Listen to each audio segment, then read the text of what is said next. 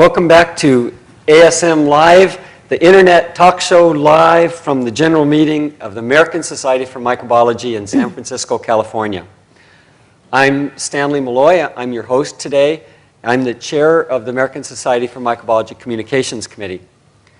We're here today for a very special session. We've live streamed the latest news from the Human Microbiome Project throughout the morning session, and now we have some participants in that session who will answer questions for people in this room. If you have a question, please raise your hand and we'll bring the mic to you. For the people who are watching online, you can hit the chat button on the live feature, and for the rest of you out there in the ether, you can ask a question via Twitter with hashtag ASM2012. We welcome your questions. This is a wonderful opportunity to have a conversation about a project that's just changing the way we think about microbiology and, in fact, human health writ large.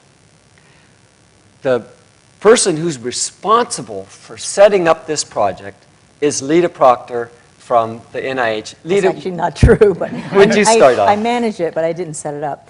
My name is Lita Proctor. Good morning. I'm from the National Human Genome Research Institute at NIH, and my role is as coordinator, so you've given me too much credit, Stan. But I want to take a second. I want to thank the ASM for giving us this opportunity to have this late-breaking session. It was planned 2 weeks before the meeting, scrambled to set it up, and I'm really delighted with the people who volunteer to give talks. So let me just I'll take a moment. What we're really doing today is celebrating the end of effectively 5 years of superhuman effort to analyze the human microbiome. And so our paper just came out in Nature and PLOS, and so we're taking today to kind of celebrate these achievements. And I want to introduce the 4 speakers here who represent the 200-member strong HMP Consortium. We have Rick Bushman to my right from University of Pennsylvania. We have Janet Jansson from the Lawrence Berkeley National Lab. We have Larry Forney from University of Idaho. And we have Ashley Earle from the Broad Institute. We also have several HMP investigators in the audience who can also field questions. So we open up the floor now for questions, including questions from our Twitter audience. Yes, 1 minute, we'll bring the mic around. I think we have 2 The mics. rest of the audience at the door is welcome to come in and find a seat. So actually, this question is for Rick. So Rick, one of the things as you were talking that I began to think about is what I know about how viruses behave in other environments, particularly the ocean. And so it's known that in the ocean, the viruses turn over the bacterial population very quickly, sort of every couple of days or something like this. And I'm wondering what you think about how the viruses in the gut might affect the structure of the bacterial communities of the gut, and how we might get at that sort of question. Well, it's a very interesting question. Probably, almost certainly, the phage predation is affecting the composition of bacteria that are there. There are classic ecology experiments where if you remove a predator from an ecosystem, like one prey species grows out and shoulders out the others. So it may be that predation by bacteriophage are diversifying the community, actually. Much of this is speculative when it comes to, or all of it is speculative when it comes to gut viral communities, but I think a number of groups are interested now in trying to create defined communities, maybe in notobiotic mice or mice that were germ-free, and you put in defined bacteria and then phages one at a time or something like that, and begin to track the dynamics really carefully. And I expect we'll be getting a lot of interesting data along those lines in the next few years. Well, sure, there are... Rick, please repeat the question. So the question was, what about diseases and viruses? There certainly are viruses that directly, animal cell viruses, that infect the cells of the gut directly. Furthermore, for bacteriophages, they carry functionality, or some of them do, that can affect infection. For example, Shiga toxin, cholera toxin are carried on phages. Some strains have it, some don't, because of a virus is integrated into that genome or not, and that has a strong effect on the phenotype of the bacteria. So probably directly with regard to disease, the phages are carrying around genes that are going to... What about things like inflammatory bowel disease? That's harder to know, but could very well be an important component. We're trying to study it. I'm sure others are too, in exactly that setting. But IBD, it's not like one bug clearly causes it or something like that. So it'd be much more of a complex community type thing. But it could well be important. Could I add to that? Please. So the bacteriophage infections in the dairy industry are pretty important because it can have dramatic effects on various food production processes. And in the human vagina, lactobacillus, as you know, is a dominant organism. And when we look at changes in community structure over time, some of those are rather precipitous. So within a 24-hour period, you can see a dramatic change in the relative abundances of lactobacillus. And for some of us, phage are high on the list of suspects.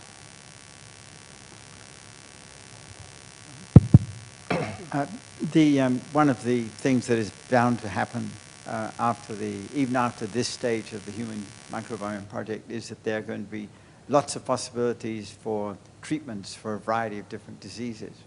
The one that is most obvious is fecal transplantation. And I'd like to know how you feel that it might be possible to make this an attractive proposition to members of the public. I can take that one. Yeah, it does have a bit of an ick factor. I do know that.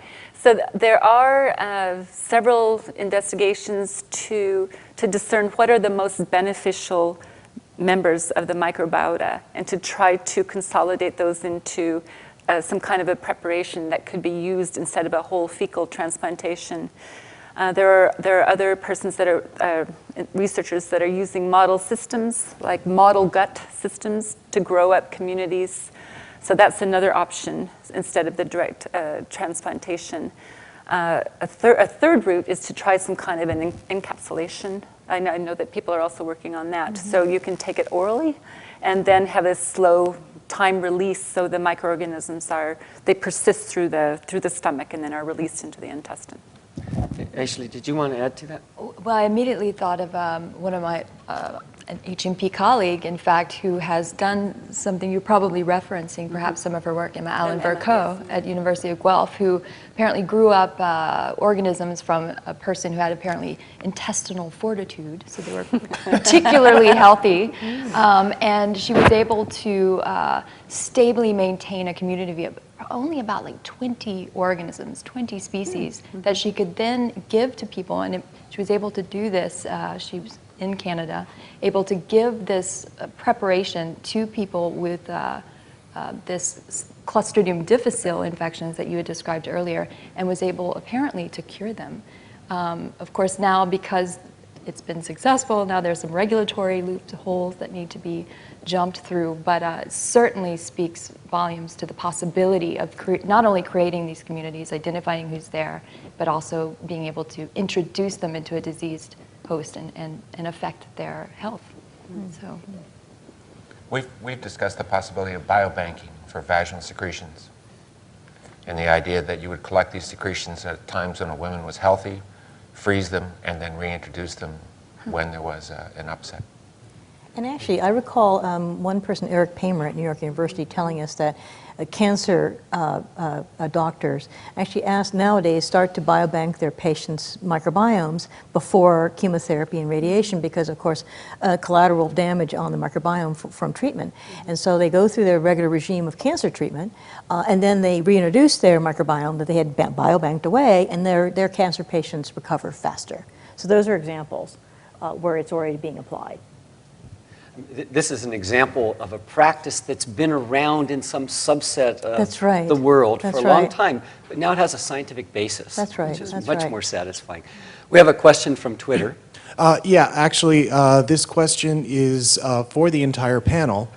It comes from Noah Hull via our chat room. And the question is, given that some of the DNA extraction was able to point to a few undescribed novel species, what, if any, work can be done with these? okay, so So yes, so I think one thing that we are doing is to identify what those novel species are when we look at our metagenomic data.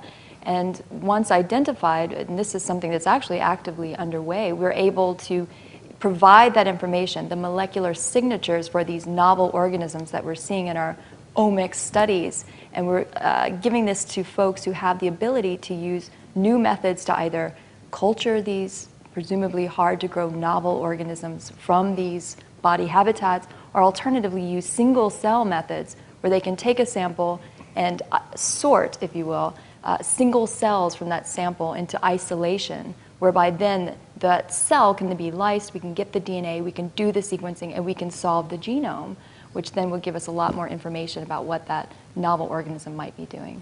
So that's one example of what we can do, and I'm happy to say that the parts and pieces are in place to get that done. I think another idea that we're starting to explore now is some of these novel organisms, maybe members of the rare biosphere in the healthy individual, but maybe more abundant under disease conditions. So as we look at different tissues and different disease conditions, those samples might be a better source for some of these rare or novel organisms. So I think we're starting to do a little more collaboration across the demonstration projects and the people who are trying to isolate these novel organisms. And I think that there was a point made by at least a couple of the participants at the end of the last session that sometimes just knowing who's there allows you to design appropriate responses, even if you can't grow who's there.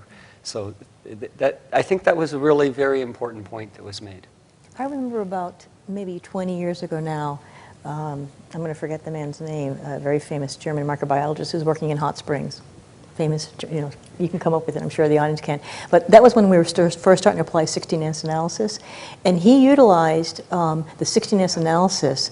He called it reverse something, genetics or something like that. But the idea was that he saw the tag, and then knowing its close relatives, designed media to actually isolate that organism. I'm sorry, I'm embarrassed, I can't remember the man's name. A very famous person who worked in hot springs. Is anybody going to remember that? Anyway, the principle is there, that the signature of the organism can start to then give you some clues as to what its lifestyle is, and then use that to actually isolate it from the environment. As an aside, I think that there was a time... Carl Stetter. Carl Stetter. Carl Stetter. Yeah. There was a time when people thought if you knew about 16S, you would know everything about metabolism of an organism. And I think that the HMP, in fact, has really done a lot to dissuade us from that notion. It's a lot more interesting and complex than we would have predicted in those days when Carl was using 16S to look at hot springs. Sure. There's a certain fascination that people have with being able to categorize things and give them names, and it dates back to the Greeks.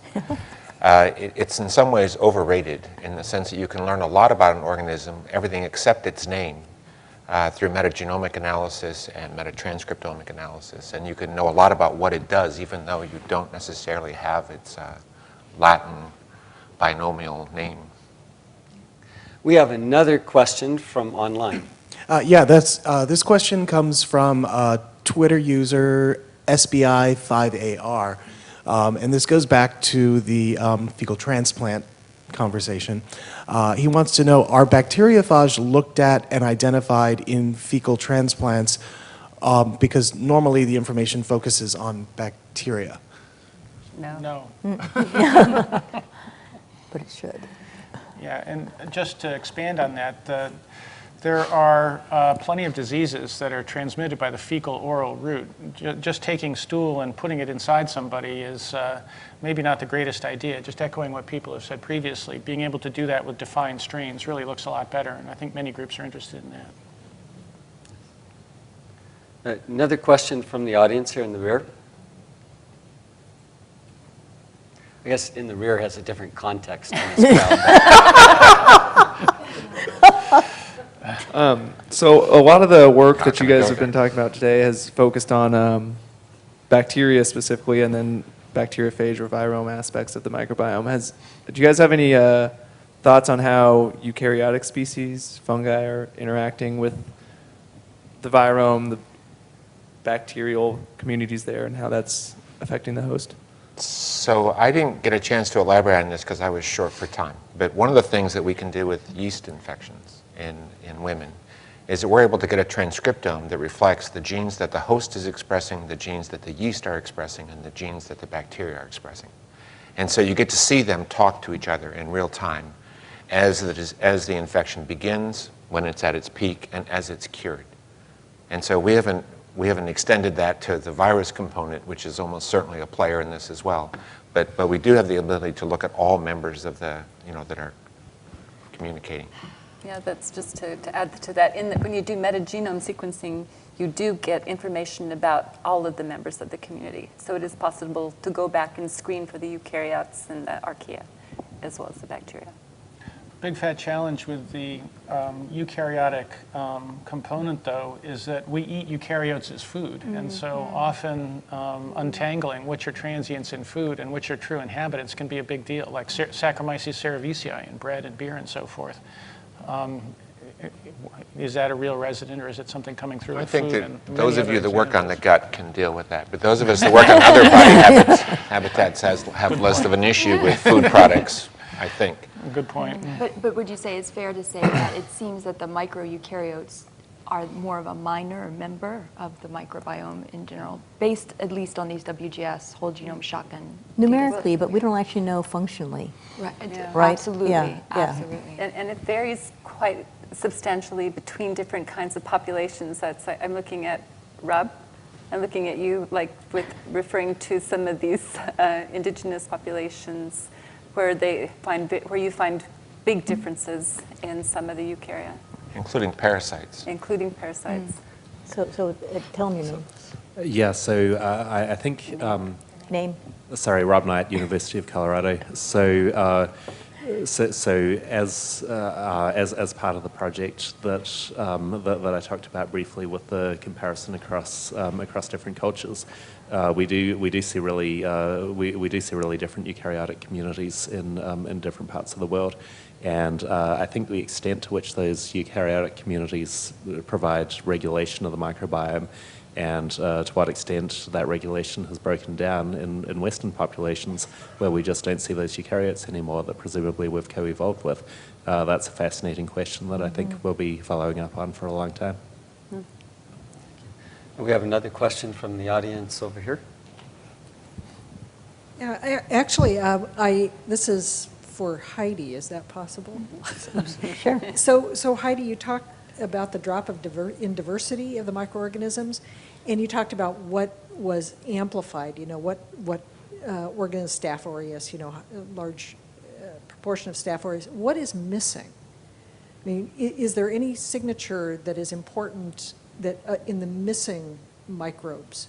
So I think it was Janet talked about Faecalibacter or something like that. Lost that in the Crohn's system, yeah. And that is something missing in IBD. And I'm wondering, in eczema, is there a signature for the missing microbes? So mention your name. Heidi Kong, National Cancer Institute at the NIH. And that's what we were either hoping for, finding something missing or a rare bacterium that could account for these flares. And we didn't find anything statistically significantly missing from the group. What was most striking was the huge increase, the relative abundance of the Staph aureus and the Staph epi. So we would love to know what that is, because it would be nice what we see in healthy individuals in our controls in adults and pediatrics controls are that there are certain bacteria that seem to be much more prevalent, such as Propionibacterium, Corynebacterium. And so it would be interesting to see if you could increase some of those beneficial microbes, whether or not that could control some of these that are more associated with a pathogenic or a disease state. So that would be interesting. And to go back to the fungal, just to briefly, as part of our demonstration project, we are doing fungal sequencing on the skin, and it'll be interesting to begin to compare what those are, the relationships with the bacteria and the fungi, and to understand what each member is contributing to the communities.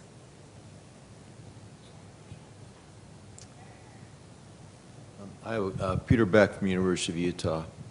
I have a question for Heidi. We know that Pseudomonas makes mupirocin, and that this is an anti-staph biocide. And I was curious, maybe this is somewhat akin to fecal transplants, but could you put Pseudomonas on the skin of some of these kids with atopic dermatitis? And would that have an effect, do you think, upon the staph that's resident there when it overgrows? So it's an interesting question. We would like to get to the point where we would put on especially in these children with high levels of Staph aureus, whether or not we could apply something that would control that population. We do see that Pseudomonas is associated with certain infections and other problems. So a lot of studies would need to be done before we actually head into that, because there is this balance between what is a commensal versus a pathogen, and how to carefully walk that line of when does it turn into a pathogen. And so we'd have to be very cautious about approaching something like that. You know, if I could follow up on that question. Sure, there was the discussion of phage as potential predators, changing the population. But I haven't heard a lot of discussion about bacteriocins or potential toxins that affect other community members. Has any of that come out in the HMP so far? Well, you were working on some bacteriocins, weren't you? Who was the one that reported on bacteriocins this morning? I thought that you were the one of the ones. Or maybe it they're was you. trying to sort, no, I didn't mention it. Okay. In fact, we are. I mean, that's another thing that the Lactobacillus species are known for, is producing things like small peptide antibiotics and so on, which have broad spectrum. And one of the things we're doing now is to look to see in the genomic data how many different pathways for these exist. And we know that different species have different kinds, and some strains within a species will have 3, whereas some only have 1 or 0. And we've been able to show that there are, in fact, inhibitory effects. When you take the Lactobacillus in vitro, you can demonstrate an inhibition of different kinds of organisms, and it's going to be a part of the play. I bring that up because I think, like phage, instead of adding Pseudomonas, which could do a lot of complicated things, you might be a little more directed in the natural biological response. We're just stepping back. In looking at the patterns in communities, you might ask, are there anticorrelations between different kinds of bacteria? Yes. And that's then giving you a clue that one guy is doing something bad to the other that you could try to follow up on. There are certainly dynamics within the vaginal microbiome which look very much like Lactovolterra dynamics. You can see them go up and down and up and down, and it certainly looks like some kind of an arms race between different members. And so bacteriophage are one example of what could be triggering that. Antibiotics is another, and it could be combinations. Right.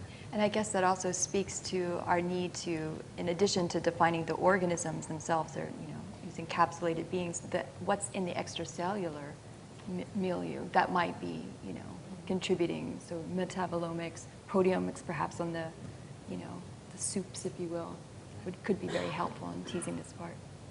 I mean, at many levels, this is a classic example of community ecology, where there's going to be resource competition, there's going to be predator-prey interactions, there's going to be competition for space, there's going to be temporal dynamics. I mean, it's going to be complex in the way ecosystems are complex.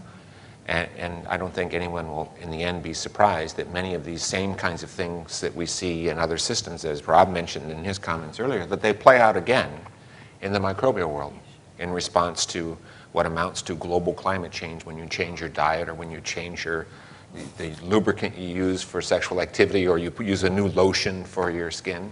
And you're going to see these responses to changes in the environment. And some of them could be mild and transitory, others could be dramatic and long-lasting. But it's going to be an ecosystem. Probably not at many levels, at every level, right? Right. We have additional questions from the audience. You mentioned that some of the clinical applications have already been used in some communities, and I'm just curious whether there are good kind of randomized controlled trials to support any of these applications in particular disease indications yet. Because it sounds like a lot of people are working on a lot of stuff, but I don't know what's already been sort of demonstrated to really work. I'll touch that one. I don't think that there are a lot of the kinds of trials that you're looking for that would need to be done to validate indigenous knowledge or traditional medicinal practices from around the world.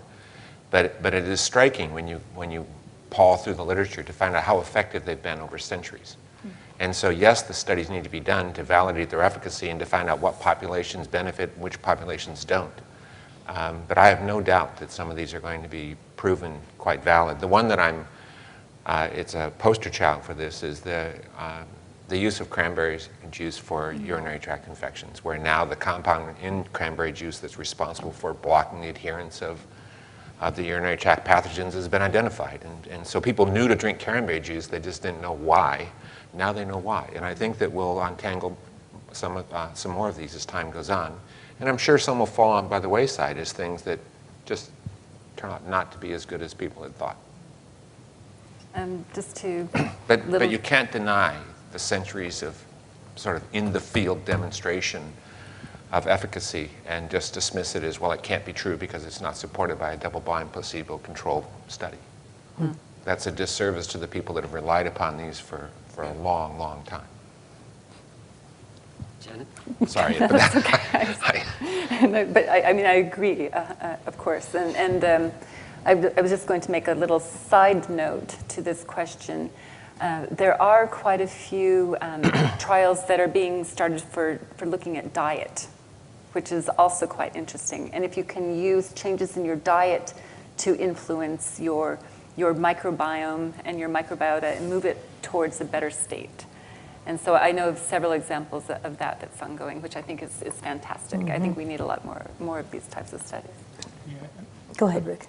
At Penn, my colleagues Gary Wu and Jim Lewis are quite interested in elemental diet therapy for inflammatory bowel disease. This has been used some, but it's not at all popular in the US and probably underrated. So we're trying to do a serious job of showing that works in a way that would get the medical community on board.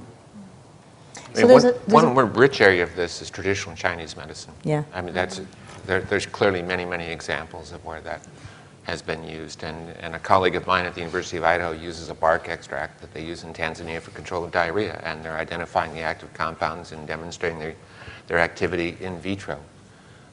Looking at peristaltic action in the large intestine. So it could be modifying diet by eating the right herb. Yep. And it doesn't necessarily have to be a matter of fat or fiber or starch or calories. We have another question from our online audience. Pablo from the National University of Mexico, who's in our chat room, wants to know, we have a lot of data about the sequences, but how will we go about linking sequence with function? Janet. That's HMP2. No, absolutely we have to go there. When we see these plots that are fantastic, showing that there is a large conservation of functional genes across the populations, but we don't know if those genes are expressed. And so that's really the next step. Let Curtis say something. Curtis, you want to comment? address that? Microphone will come up. Tell them your name. This is Curtis Hettenhauer from the Harvard School of Public Health. The two of the ways that I hope the field can address that going forward, some of which came up early. One is the same sort of functional characterization studies that we've gotten really good at in single organisms. Part of what the HMP gives us is the first set of tools where we can start to do perturbation studies in model systems for whole microbial communities, for example, either in vivo in humanized mice, for example, or in vitro systems. The other thing that didn't come up early that I hope takes off a little more is really using computational methods for doing protein function prediction in communities, again, as has become a little more common now in single organisms. So both of those are potential solutions to that really interesting problem. We have another question from our audience here at the back of the room.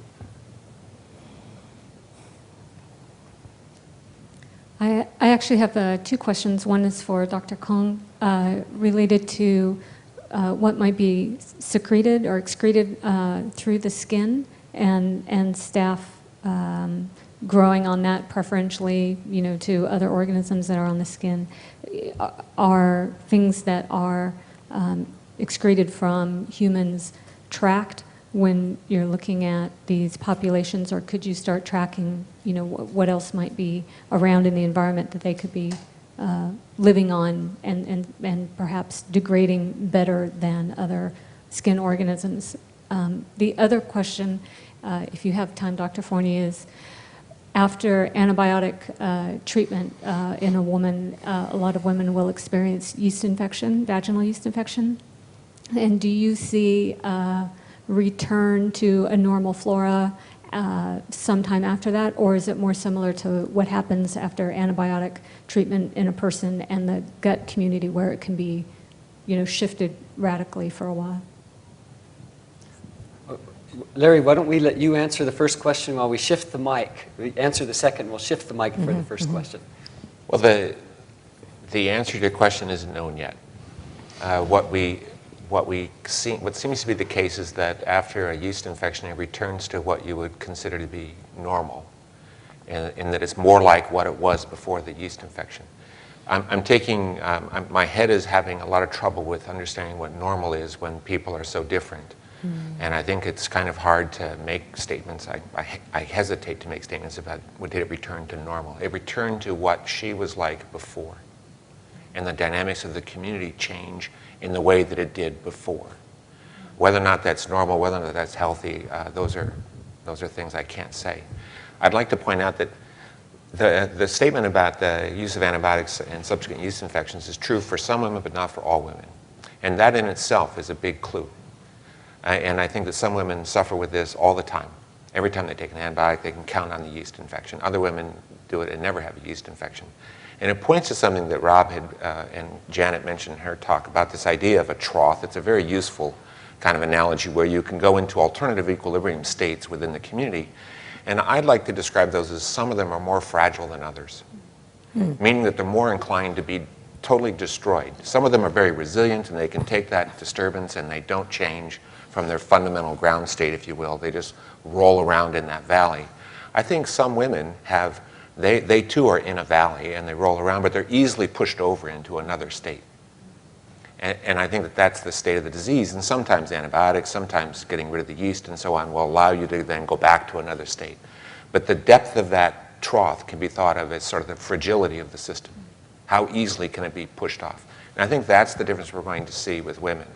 And you allow me to make a comment that I'd like to make about women in general, and that's that I think that the work that we've done has just documented what women have known for a very long time, and that's that all women are different. Each woman has her own story to tell. Each woman has her own sagas of yeast infections after antibiotics. Some do, some don't. And I think trying to average all those experiences and come up with the average experience for women is a pretty, maybe not a smart thing to do. And rather to respect the individuality of people and to talk about what happens to you when you take an antibiotic and not try to say what should have happened to you because then you would be normal like everyone else. This is Heidi Kong, again talking about addressing your question about what is being secreted. It could be that we talked about other bacteria that could be secreting things. Is that why we see Staph epidermidis also increasing? Are they trying to help us? Or are they also responding to whatever factors are promoting Staph aureus growth, and then you see the Staph epidermidis growth? It's not clear. The other part of your question, again, alludes to the host bacteria relationship, and that's why it would be critical to understand what the host is doing. We know from studies that have been done, I mentioned it briefly, that antimicrobial peptides that the human produces appears reduced in the skin of atopics versus those who have, say, psoriasis or and so those are questions that that's important to get, HMP2, what is going on, what is the function, what can we sample to understand what is being excreted, not just looking at 16S from at least our study when we did Sanger sequencing and looking at who's there, but what is going on and how are these microbes and how is the host interacting with them. Thank you. Additional questions from the audience or our online audience? We do have one question from the online audience I was saving for nearer to the end. I felt it was good. The question is, what are some of the biggest achievements so far for the HMP? Wow, well, I mean, actually, a huge number. I'll just get the list started and others can speak up. I think that there's no question, fundamentally, no question that even though microbiome work has been going on for quite a long time, the visibility, the magnitude, the span of what we undertook in HMP really did place the HMP, the human microbiome topic on the table. Certainly at NIH, I mean, the growth of human microbiome research across the NIH has been tremendous with the inception of the HMP. So that's sort of the community impact, if you will.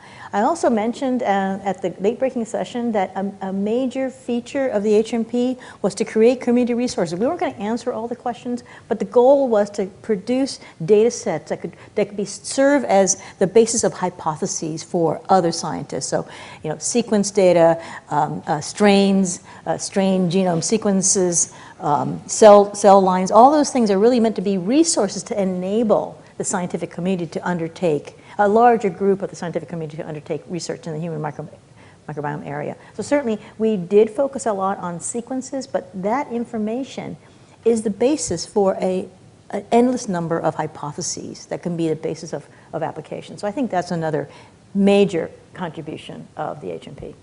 And do other people want to add to that list? This is Rob Knight. One thing I'd add to that list is, in addition to making this large publicly accessible data set, the HMP's also spent a lot of resources on making computational tools that are openly available to the public, and also workflows such as the ones that were put together for metagenomic assembly, where those protocols are all fully documented and reproducible and available to anyone to use. And so one thing that could be really exciting for HMP2, for example, would be to have something that reaches out to the community, perhaps in a more vigorous way, rather than focusing the tools on the analysis of the one data set in the U54 Consortium project, but rather reaching out to the community to enable all kinds of researchers and all kinds of students with their own fascinating questions to make use of that investment to answer a wide range of different questions of interest to themselves and to the community at large. I agree. I want to add one thing to that too, and I'm looking at Cecil Lewis and I'm looking at Julie Segre. A very unusual element of HMP was an effort to fund ELSI issues, so ethical, legal, and societal implications.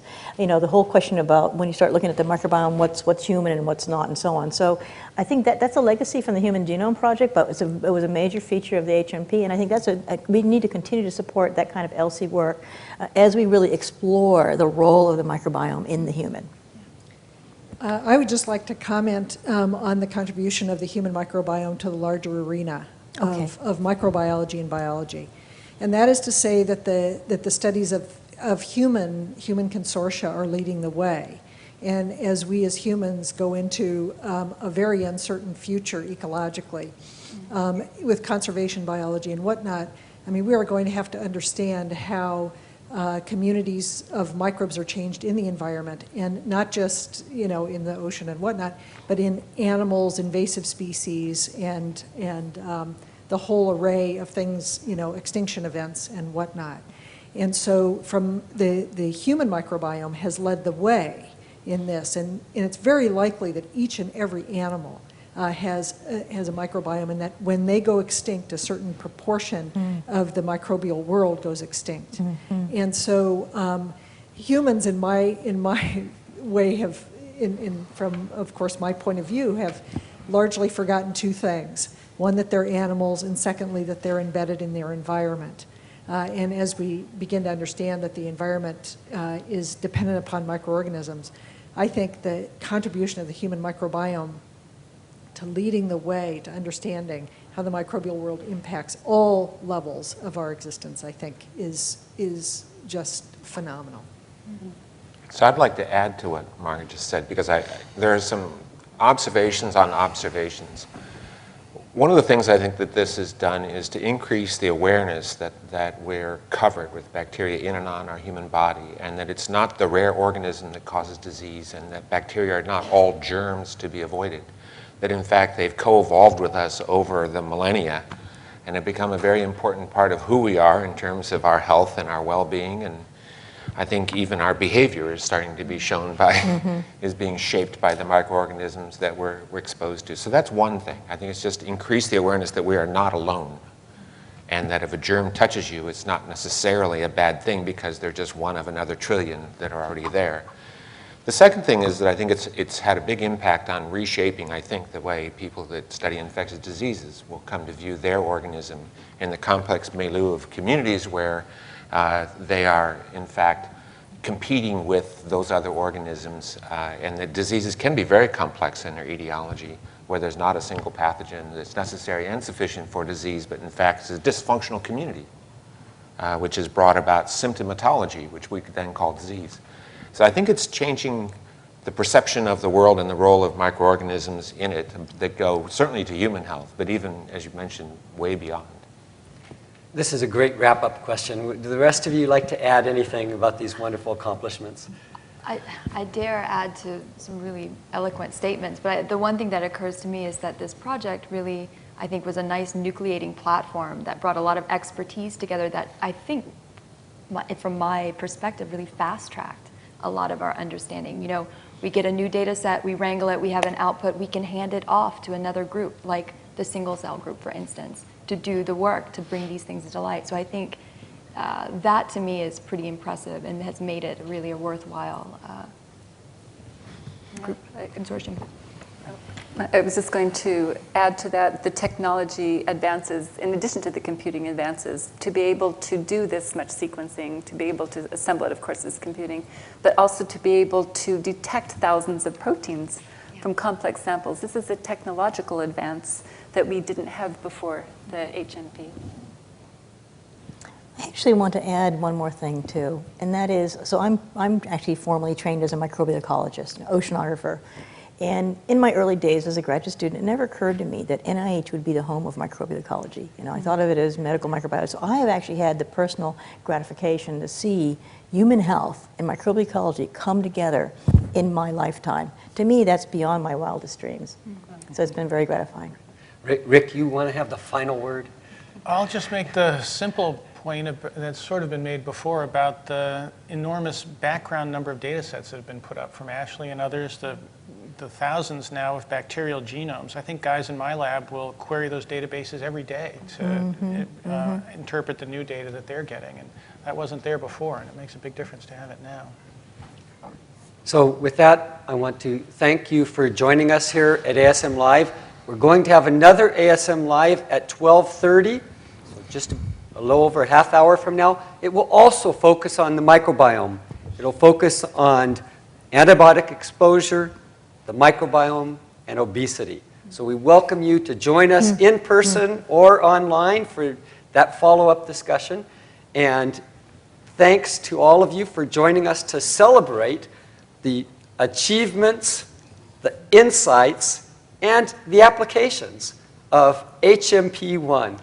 It's really been an exciting time. Thanks to all of our participants and speakers on stage and in the audience for everything you've done. And thanks to you, Stan, and thanks to ASM. Thank you.